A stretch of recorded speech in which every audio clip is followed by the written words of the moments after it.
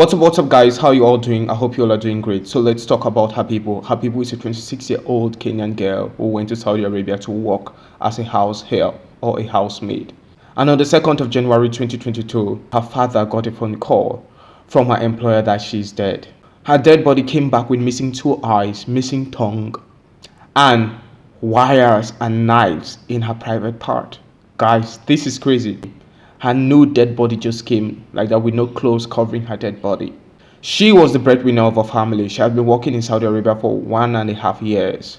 And when she first of all got there in Saudi Arabia, through the agency who took her there, she had been calling her family members. She had been talking how, they're treating her very well. She's well taken care of by her boss. It was 2 weeks later to her dying when she called her parents that she's in a very big trouble, that it seems as if she might not make it.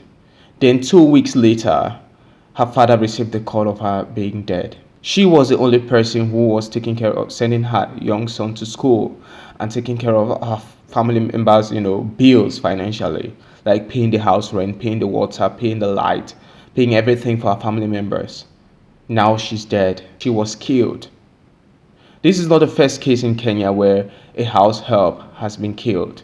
Now, the Kenya embassy released a statement saying that from the year 2020 and to the year 2023, up to 85 Kenyan maids or house help have been killed in Saudi Arabia. That says it all. Up to 85 house help have been killed in Saudi Arabia, Kenyan house helps. And so many other missing whose whereabouts is unknown. And their parents are like, we have been getting calls from our children since they went to Saudi Arabia, asking the Saudi embassy to carry out an investigation on them, to tell them about their whereabouts. What does that mean? That means some of the missing maids have been killed by their Saudi bosses. This shows the pain which black people go through all around the world, the racism towards us, meted on us by other races. And it is shocking that in Saudi Arabia, that in the 21st century, people can still kill their house helps and get away with it and not being sent to prison, but it simply goes scot-free. It is crazy, and this always frequently happens in Saudi Arabia. You guys want to know why? Because the Saudis, see black people as slaves. Have you guys ever heard of the trans-Arabic slave trade in Africa?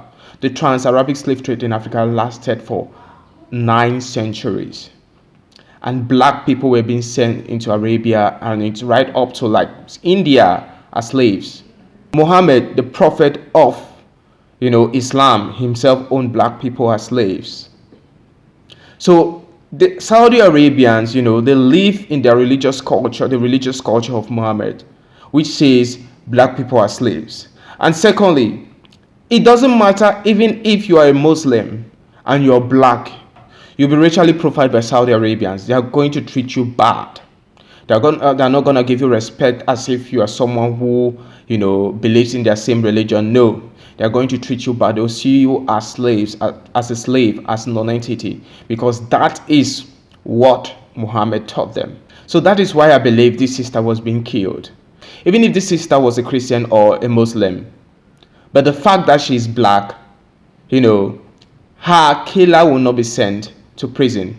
The fact that her killer killed her, her killer will not be sent to prison. Her killer can only pay blood money for her death.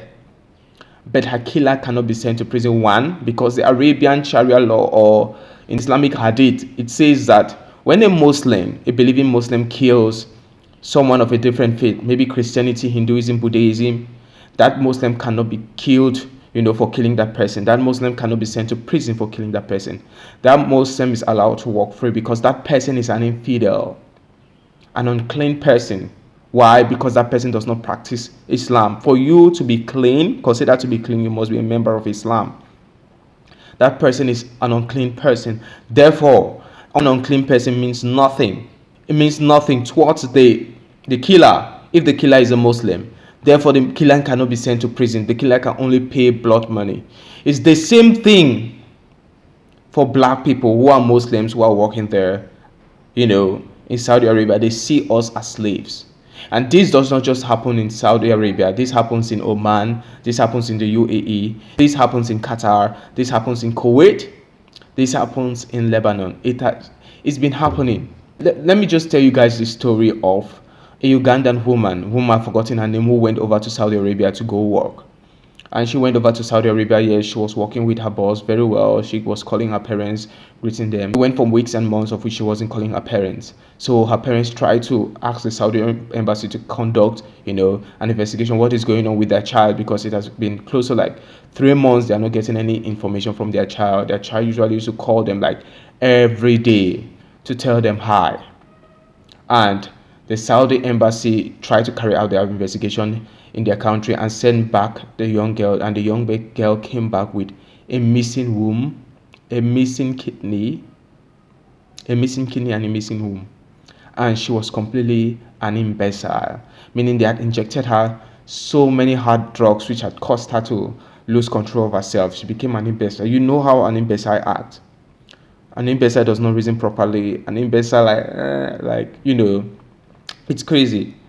And the family members, confronted the Saudi embassy, and the Saudi embassy paid them blood money for the destruction of their daughter by just giving them 19,000 US dollars. It's crazy. 90,000 US dollars. That is what the Saudi government gave the family. It's the most hurtful thing that someone can do so much harm to someone else's daughter and get away with it. Looking at this crime, the boss had issues in his family. The boss had family members whom, had kidney problems. And maybe the boss wanted a kidney. Someone was looking for a kidney to replace, the destroyed kidney or the bad kidney which one of his family members had. And he thought to himself, oh, I can invite a Kenyan maid over, a Ugandan maid over, pretending that I'm going to give her work, of which as time goes by, when the time is right, I'm going to inject her with poison and cause her to be an imbecile, then pull out one of her kidneys and give the kidney so that it can be transplanted to one of my relatives who is sick, and then send her spoiled imbecile body, back to Saudi Arabia. So guys, I'd like to get your thoughts of what you think about this crime, because this is evil. This is evil. Thank you for understanding.